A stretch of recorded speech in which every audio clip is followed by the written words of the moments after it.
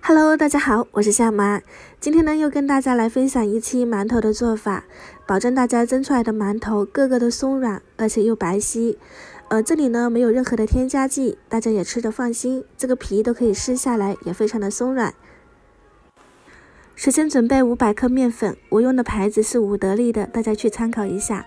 在中间呢挖个洞，倒入酵母5克，用温水把酵母给它化开。250毫升的温水分次倒入，搅拌成面絮状，之后再加入1勺猪油，和面加上它的话呢，蒸出来的包子比较香软。揉成这种软硬适中的面团。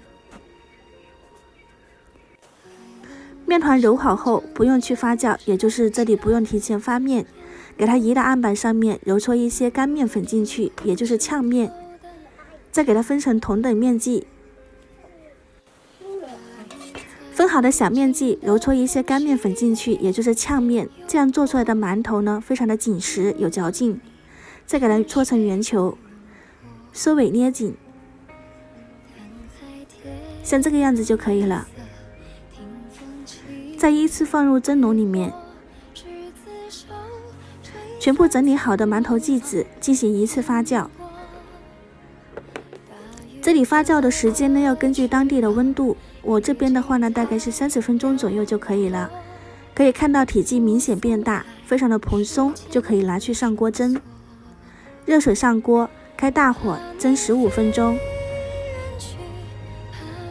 蒸好后关火焖3到5分钟，稳固一下定型，避免冷空气进入，热胀冷缩，形成一个塌陷的现象。表面有这种现象的话呢，揉面的话呢是没有揉到位的，然后呢会有一些水滴滴落，也会形成这种现象。无论用的是1次发酵还是2次发酵，入锅前的状态一定是要发酵好的。如果发酵不到位，蒸出来的话呢就会不蓬松，然后呢也会变硬。自己在家动手做出来的馒头，真的会比外面买的要好吃很多。第一有成就感，第二的话呢，用料也放心。吃不完的话呢，放到保鲜袋里面密封储存，防止表面风干形成硬化。第2天的话呢，也是非常松软的。喜欢呢可以试一下。